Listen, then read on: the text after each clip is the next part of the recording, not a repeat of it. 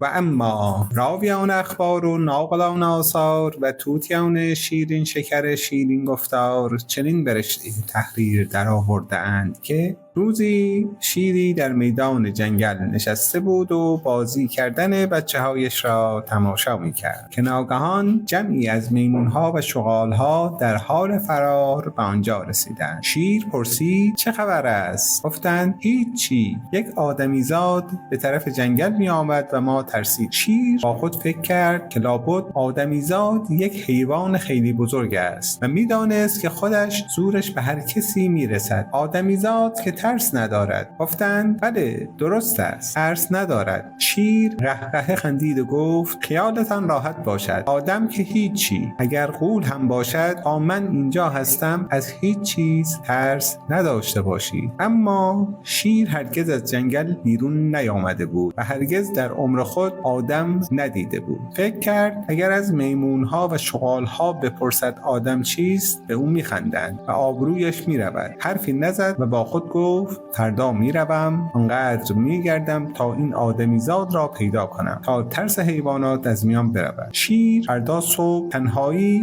راهی صحرا شد و آمد تا از دور یک فیل را دید. با خود گفت این که میگویند آدمیزاد وحشتناک است باید یک چنین چیزی باشد، حتما این هیکل بزرگ آدمیزاد است. پیش رفت و به فیل گفت ببینم آدم تویی؟ فیل گفت نه بابا، من فیلم، من خودم از دست آدمیزاد به تنگ آمدم. آدمیزاد می آید، ما فیلها را می گیرد، روی پشت ما تخت می بندد و بر آن سوار می شود و با چکش توی سر ما می زند، بعد هم زنجیر به پای ما می بندد و دندان ما را می شکند و هزار جور بلا بر سر ما می آورد. من کجا؟ آدم کجا؟ شیر گفت بسیار خوب، خودم می دانستم ولی می خواستم ببینم یک وقت خیال به سرت نزند که اسم آدم روی خودت بگذاری. و همچنان رفت تا رسید به یک شتر قوی هیکل و گفت ممکن است این آدم باشد. او را صدا زد و گفت صبر کن ببینم تو آدمی؟ شتر گفت خدا قسمت نکند که من مثل آدم باشم، من شترم، خار میخورم، بار میبرم و خودم اسیر و ذلیل دست آدمیزاد هستم. آدمی میآید 100 من بار روی دوشم میگذارد و تشنه و گرسنه توی بیابانهای بی آب و علف میگرداند، بعد هم دست پای مرا میبندد که فرار نکنیم. آدمیزاد شیر ما را میخورد، پشم ما را میچیند و با آن عبا و قبا درست میکند، حتی گوشت ما را هم میخورد. شیر گفت بسیار خوب، من خودم میدانستم و همچنان رفت تا رسید به یک گاو. با خود گفت این حیوان با این شاخهایش حتما آدمیزاد است. پیش رفت و از او پرسید تو از خانواده آدمیزادی؟ گاو گفت نه خیر قربان، آدم که شاخ ندارد، من گاوم که از دست آدمیزاد دارم بیچاره میشوم و نمیدانم شکایت به کجا برم. آدمیزاد ماها را میگیرد، شبها در طویله میبندد و روزها به کیسار میبرد و ما مجبوریم زمین شخ کنیم، گندم خرد کنیم، آن وقت شیر هم بدهیم و آخرش هم ما را میکشند و گوشت ما را میخورند. شیر گفت بله خودم میدانستم، گفتم یک وقت هوس نکنی اسم آدمی را روی خود بگذاری و حیوانات کوچکتر را بترسانی. شیر با خود گفت پس معلوم شد آدمیزاد شاخ ندارد. همچنان رفت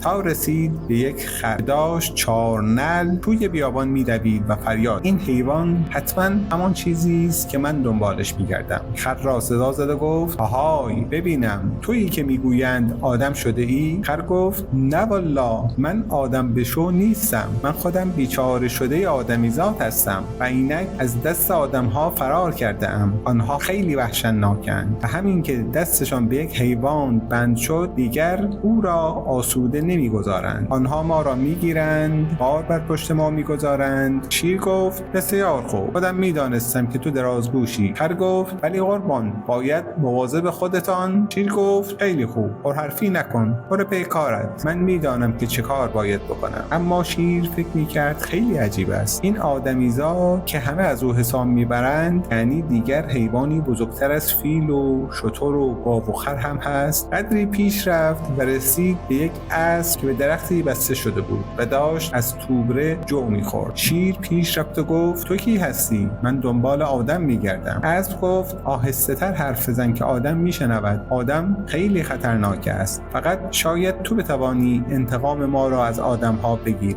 آدم‌ها ما را می‌گیرند، افسار و دهنه می‌زنند و ما را به جنگ می‌برند، به شکار می‌برند، سوارمان می‌شوند و به دوندگی وامی دارند و پدرمان را در می‌آورند. ببین چجوری مرا به این درخت بسته‌اند. شیر گفت تقصیر خودت است. دندان داری، افسارت را پاره کن و برو صحرا. جنگل به این بزرگی. اسب گفت بله صحیح است، چه عرض کنم، و جنگل هم شیر و گرگ و پلنگ هست. شیر قدری دیگر راه رفت و رسید به یک مزرعه و دید مردی دارد چوب‌های درخت را به هم می‌بندد. پیش رفت و از مرد کارگر پرسید آدمیزاد تویی؟ مرد کارگر ترسید و گفت بله خودمم جناب آقای شیر. من همیشه احوال سلامتی شما را از همه میپرسم. شیر گفت خیلی خوب، ولی من آمدم ببینم تویی که حیوانات را اذیت میکنی و همه از تو میترسند. مرد گفت اختیار دارید جناب آقای شیر. من و اذیت؟ کسی همچو حرفی به شما زده؟ من خودم چاکر همه حیوانات هستم. من برای آنها خدمت میکنم.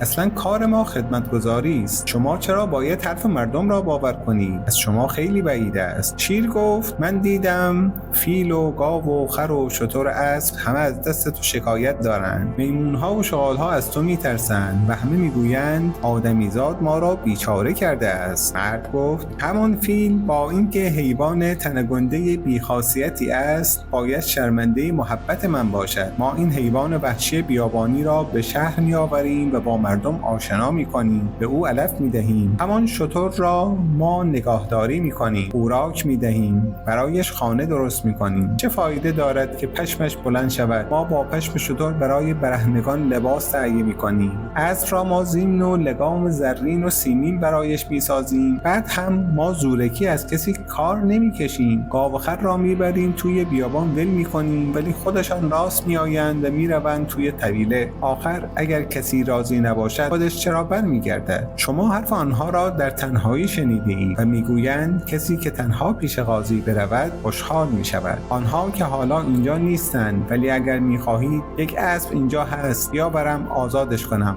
اگر حاضر شد به جنگل برود هرچه شما بگویید درست است. ملاحظه بفرمایید ما هیچ وقت روی شیر و پلنگ بار نمیگذاریم، چون که خودشان راضی نیستند. ما زوری نداریم که به کسی بگوییم. اصلا شما میتوانید باور کنید که من با این تن ضعیف بتوانم فیل را اذیت کنم؟ شیر گفت بله، مثل اینکه حرفهای خوبی بلدی بزنی. مرد گفت حرف خوب که دلیل نیست، ولی ما کارهایمان خوب است. باور کنید هر کاری که از دستمان برمیآید برای مردم میکنیم. حتی درست امروز به فکر افتاده بودم که بیایم خدمت شما و پیشنهاد کنم که برای شما یک خانه بسازم. آخر شما سربر حیوانات هستید و خیلی حق به گردن ما دارید. شیر پرسید خانه چطور چیزی است؟ مرد گفت اگر اجازه میدهید همین الان درست میکنم تا ملاحظه بفرمایید که ما مردم چقدر خوشقلب هستیم. شما چند دقیقه زیر سایه درخت استراحت بفرمایید. مرد شاگردش را صدا زد و گفت پسر آن تخته ها و آن چکش و میخ را بیاور. پسر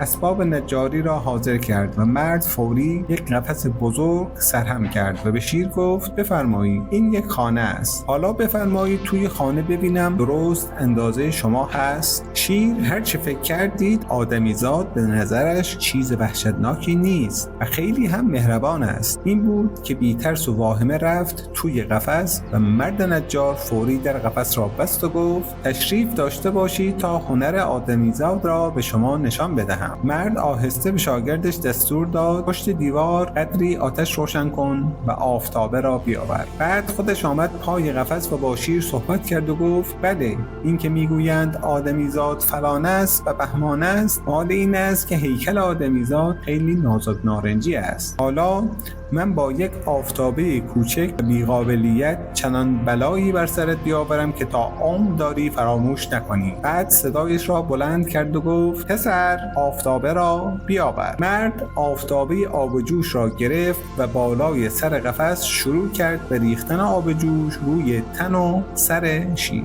شیر فریاد میکرد و برای نجات خود تلاش میکرد، ولی هرچه زور میزد صندوق محکم بود. عاقبت بعد از اینکه همه جای بدن شیر از آب جوش سوخت و پوستش تاول زد، گفت بله، من میتوانم تو را در این قفس نگاه دارم، اما نمیکنم تا به جنگل خبر ببری و حیوانات نخواسته باشند با آدمها زورآزمایی کنند. خودم هم برایت در قفس را باز میکنم، اما اگر قصد بدجنسی داشته باشی 100 جور دیگر هم اسباب دارم که از آفتابه بدتر است. مرد در قفس را باز کرد و شیر از ترس پا به فرار گذاشت و دیگر پشت سرش را هم نگاه نکرد. رفت توی جنگل و از سوزش تن و بدنش ناله میکرد تا به 2-3 شیر که در جنگل بودند رسید. شیرها پرسیدند چه شده؟ چرا اینطوری شدی؟ شیر قصه را تعریف کرد و گفت اینها همه از دست آدمیزاد بر سرم آمد. شیرها گفتند تو بی خود با آدمیزاد حرف زدی و از او فریب خوردی، بایستی از او انتقام بگیری. با دشمن نباید تنها روبرو شد، اگر با هم بودیم اینطور نمیشد. گفت پس برویم. 3 شیر تازه نفس جلو و شیر سوخته از دنبال دوان دوان آمدند تا به مزرعه رسیدند. مرد نجار خودش به خانه رفته بود و شاگردش مشغول جمع کردن ابزار کار بود که شیرها سر رسیدند. پسرک موضوع را فهمید و دید و از خطرناک است. فوری از یک درخت بالا رفت و روی شاخه درخت نشست. شیرها وقتی پای درخت رسیدند گفتند حالا چه کنیم؟ شیر سوخته گفت من که از آدم میترسم.